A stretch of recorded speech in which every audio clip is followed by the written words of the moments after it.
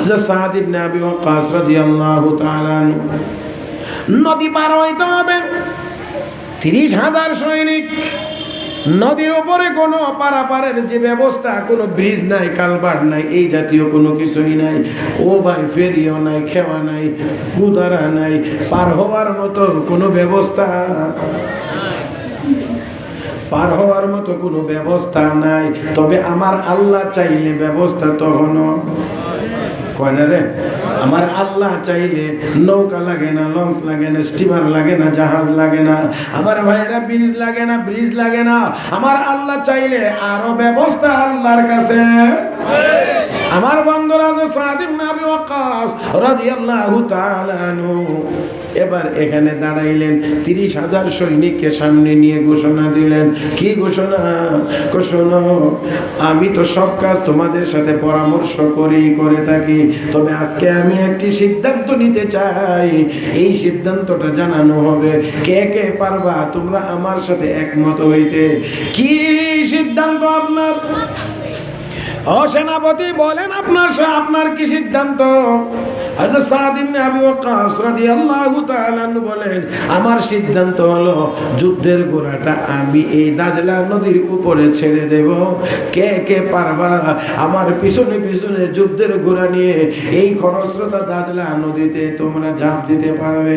কে কে রাজি? সেনাপতি, আপনি যদি রাজি হন, আমরাও আপনার পিছনে পিছনে যুদ্ধের ঘোড়া নিয়ে নদীতে ঝাঁপিয়ে পড়ব।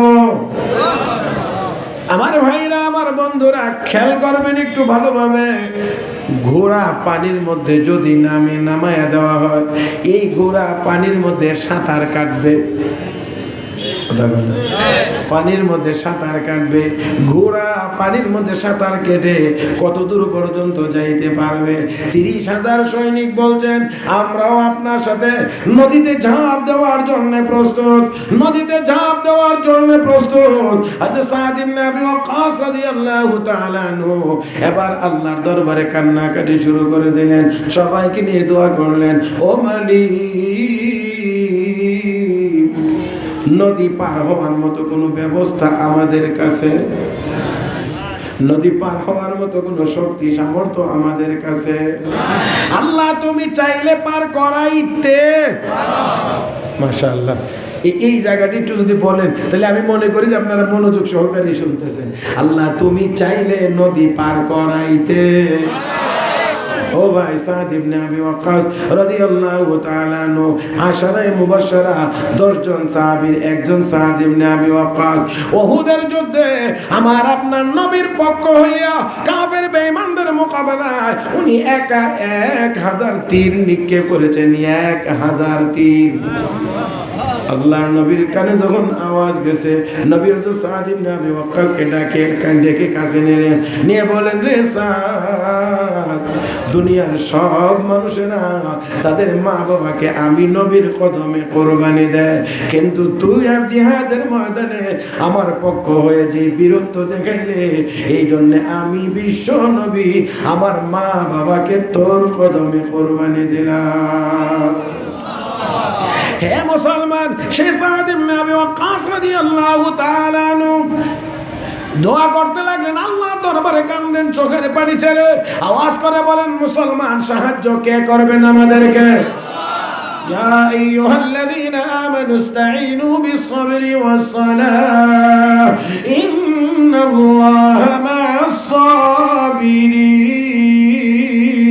মা'আস-সাবিরিন। হে ঈমানদাররা, ধৈর্য এবং নামাজের মাধ্যমে সাহায্য চাও কার কাছে? জবান খুলে সবাই মিলে বলেন, কার কাছে? সাহায্যের দরকার হলে আল্লাহর কাছে চাইব। আল্লাহ যদি আমাদের হন, দুনিয়া সবটা যদি আমাদের উল্টা হয়, এতে করে আমাদের কিছু আসে না। সারি দুনিয়া হো মুখালিফ কুছ নেহি নুকসান হ্যায়, সারি দুনিয়া হো মুখালিফ কুছ নেহি নুকসান হ্যায়, গম নেহি হ্যায় ডর নেহি হ্যায় জব খুদা रहमान है, डर नहीं है गम नहीं है जब खुदा रहमान है। আল্লাহ যদি আমাদের হন, দুনিয়া সবটা উল্টা হলেও আমাদের কোনো টেনশন নাই। আমরা আল্লাহর হতে পারলে, আল্লাহ যদি আমাদের হয়ে যান, আমরা আল্লাহকে আমাদের করে নিতে হবে। আল্লাহ আমাদের যদি হয়ে যায়, দুনিয়া একদিক হয়ে গেলে এতে করে আমাদের কোনো আসেও না, আমাদের কোনো যায়ও না, কারণ সব ক্ষমতার একমাত্র মালিককে, সব ক্ষমতার একমাত্র মালিক আল্লাহ, একমাত্র মালিক আল্লাহ। আল্লাহ আল্লাহ আল্লাহ। আমার ভাইরা, আমার বন্ধুরা, যে আল্লাহ যদি আমাদের হয়, আল্লাহ যদি আমাদের হয়, তাহলে সবই আমাদের, সবকিছু সবকিছু আমাদের। আমাদের ये ज़मीं मेरे लिए, आसमां मेरे लिए, ये ज़मीं मेरे लिए है, आसमां मेरे लिए, ओ मियां मैं हूँ खुदा के लिए और जन्नत भी मेरे लिए। আমি যদি আল্লাহর হতে পারি, আল্লাহকে যদি আমরা আমাদের করতে পারি, তাহলে দুনিয়া আমাদের, জান্নাতও আমাদের। তবে মালিক তুমি চাইলে, তুমি চাইলে পারো।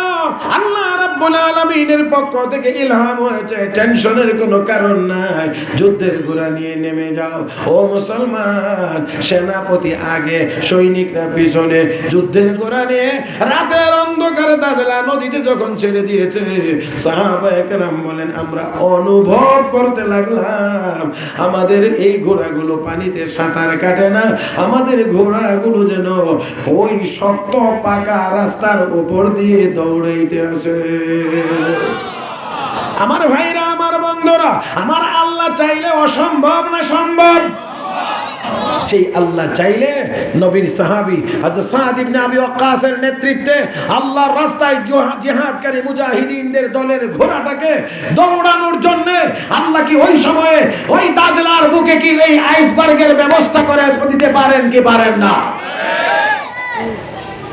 আমার বন্ধুরা, সাহাবায়ে কেরাম এই ঘোড়া দৌড়িয়ে নদী পার, ওই পারে লক্ষ লক্ষ সৈন্যের সমাবেশ ছিল।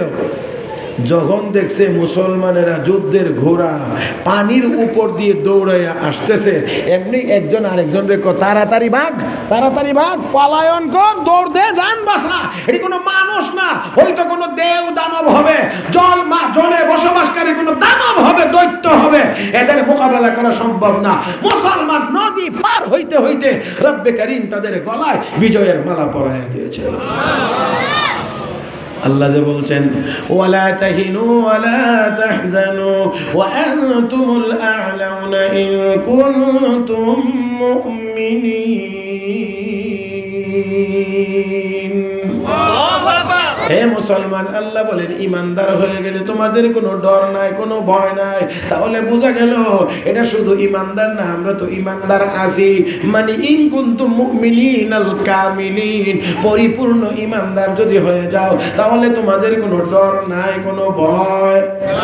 আওয়াজ করে বলেন, যদি পরিপূর্ণ ইমানদার হতে পারো, কোনো ডর নাই, কোনো ভয় নাই। হে মুসলমান, তাহলে আসুন, বলছিলাম আমাদের ঈমান বড় দুর্বল, আমাদের ঈমান বড় দুর্বল। মনে আছে মালিক ইবনে দিনার রাহমাতুল্লাহি আলাইহির কথা? ও মুসলমান, ঈমান দুর্বল বুড়া মানুষের মতো। আব্বা, আপনার এই দুর্বল ঈমান আপনাকে জাহান্নামের আগুন থেকে বাঁচাতে পারে না। মা তেলাওয়াত কর, মেয়ে তেলাওয়াত করেছে, মেয়ে কোরআন শিখেছে, আল্লাহর ব্যবস্থাপনায় কোরআন শেখানো হয়েছে, মেয়ে তেলাওয়াত করে আলাম ইয়ানি লিল্লাযীনা আমানু আন তাখশা কুলুবুহুম লিযিকরিল্লাহ। হে ঈমানদার, আর কতদিন চুরি করবা, আর কতদিন ডাকাতি করবা, আর কতদিন বেনামাজি বেরোজাদার হয়ে থাকবা, আর কতদিন গুনার কাজে লিপ্ত থাকবা, আর কতদিন তুমি ইয়াবা ফেন্সিডিল নিয়ে দৌড়াদৌড়ি করবা, আর কতদিন দোতারা তিন তারা বাজায় গান গাইবা। আল্লাহর আযাবের কথা স্মরণ করে, আল্লাহর আযাবের কথা স্মরণ করে কান্নার সময় কি এখনো আসে না? মনটা নরম করার সময় কি এখনো হয় না? ঘুমের ভিতরে জবাব দিচ্ছেন বালা ইয়া রাব্বি কাদ আন, বালা ইয়া রাব্বি কাদ আন। প্রভু গো, হ্যাঁ সময় এসেছে, হ্যাঁ সময় এসেছে, হ্যাঁ সময় এসেছে। এই কথা বলতে বলতে ঘুমটা ভেঙে গিয়েছে, থরথর থর থর থর করে শরীরটা কাঁপছে। হায় হায় কি দেখলাম, আমাকে জাহান্নামে নিয়ে যাওয়া হচ্ছে, আমাকে জাহান্নামে নিয়ে যাওয়া হচ্ছে। আমার দুর্বল আমার ঈমান আমাকে বাঁচাইতে পারে না জাহান্নামের আগুন থেকে। আল্লাহর দরবারে কান্না কাটি শুরু করে দিয়েছে, এমন কান্না যেই কান্নার দ্বারা রব্বে কারীম তাকে জগৎ বিখ্যাত আল্লাহর ওলি বানায়া দিয়েছে। আমার ভাইয়েরা, আমার বন্ধুরা, আমার বলার কথা ছিল আমাদের ঈমান বড় দুর্বল কেন? আমাদের মধ্যে এখন গুনাহের কোনো অভাব নাই, গুনাহের অভাব নাই। নিত্য নৈমিত্তিক গুনার কাজের মধ্যেই আমরা যাচ্ছি। নেক কাজ মাঝে মাঝে করি, গুনাহ সব সময় করতে আসি, মিথ্যা কথা বলতে আসি, নামাজ ছাড়তে আসি। এ মুসলমান, আরো আরো আরো আরো অসংখ্য গণিত গুনাহের মধ্যে, অসংখ্য গণিত গুনাহের মধ্যে আমরা ডুবে আছি। তাহলে বলা যায় বর্তমান মুসলিম উম্মার প্রধান সংকট, প্রধান সমস্যার নাম হলো গুনাহ। গুনাহ গুনাহ, জোরে বলেন ঠিক কিনা? তাহলে গুনার পরিমাণ আরো বাড়ার দরকার। হ্যাঁ ভাই, গুনার কাজ ছেড়ে দেওয়া দরকার। নিয়ত করি ইনশাআল্লাহ ছেড়ে দেব। বলেন বলেন ইনশাআল্লাহ গুনার কাজ আর করব। আল্লাহ তৌফিক দান করো, আল্লাহ তৌফিক দান করো, আল্লাহ তৌফিক দান করো। ولو أن أهل القرى آمنوا واتقوا لفتحنا عليهم بركات من السماء والأرض. الله أكبر. হে মুসলমান, তাহলে গুনার কাজ ছেড়ে দিতে হবে, গুনার কাজ ছেড়ে দিতে হবে। গুনার কাজ কেমন করে ছাড়বে? কে ছাড়তে পারবে? কখন ছাড়তে পারবে? রব্বে কারীম তাই আমাকে আপনাকে নির্দেশ দিয়ে বলেন, ইয়া আইয়ুহাল্লাযীনা আমানুত্তাকুল্লাহ, হে ঈমানদাররা ভয় করো। কাকে? বলেন বলেন আওয়াজ করে, কাকে? আল্লাহ বলেন আমাকে যদি ভয় করো, আমাকে যদি ভয় করো, তাহলে গুনার কাজ তোমাকে দিয়ে হবে না। আল্লাহর ভয় ভিতরে থাকলে গুনার কাজ হবে না। একান্ত যদি হয়েও যায়, গুনার উপরে সে চলতে পারবে না। অবশ্যই আল্লাহর আযাবের ভয়ে কান্নাকাটি করবে, তওবা করবে। আর আল্লাহ তওবা করলে গুনাহ মাফ করে দেন, তার নামটাকে আল্লাহ মুত্তাকিনদের তালিকায় উঠাইয়া দেন। আর আমার আল্লাহ বলেন, ওয়ালাউ আন্না আহলাল কুরআ আমানু ওয়াত্তাকাউ লাফাতাহনা আলাইহিম বারাকাতিম মিনাস সামাই ওয়াল আরদ। এর বান্দা বান্দিরা, ঈমান এনে যদি তাকওয়াওয়ালা হতে পারো, সোজা কথা গুনার কাজগুলি ছেড়ে দিয়ে যদিও থাকতে পারো, তাহলে আমি আল্লাহ ঘোষণা দিলাম আসমান জমিনের সকল বরকতের দরজা তোমাদের জন্যই আমি আল্লাহ খুলে দেব। এ ভাই, বরকত বলে কোনো জিনিস আছে না নাই? বরকতের দরজা আল্লাহ বলছেন খুলে দিবেন। খুলে তো দিয়েছেন, খুলে তো দিয়েছেন। ও ভাইয়েরা, আগে যেখানে ধান হইতো 5 মণ, এখানে ধান হয় এখন 20 মণ। যেখানে আলু হইতো 30 মণ, এখানে আলু হয় এখন 70-80 মণ। এমনও আছে, এরকম প্রায় সব জায়গাতেই দেখা যায়। অপর দিক থেকে মাটির নিচে কয়লা, মাটির নিচে তেল, মাটির নিচে গ্যাস, মাটির নিচে স্বর্ণ। কয় না কয় না কয় না? আল্লাহ এই জিনিসগুলো আবার মুসলমান দেশেই বেশি দান করেছেন, কিন্তু আমরা আমাদের সম্পদটা নিজেরাও সংরক্ষণ করতে পারি না। আমাদের সম্পদ ওই ইহুদি খ্রিস্টানদের কাছে জমা দেওয়া, আর এই টাকা দিয়ে তারা বোমা বানাইয়া আমাদের উপরে সেই বোমা নিক্ষেপ করে পরীক্ষা চালায়, এটা কি পরিমাণ মারতে পারে, কি পরিমাণ ধ্বংসযজ্ঞের ক্ষমতা রাখে। আমার ভাইয়েরা, আমার বন্ধুরা, তাই আসুন বলছি, আমরা আল্লাহকে ভয় করি, আল্লাহর ভয় কলবের ভিতরে জায়গা দেই।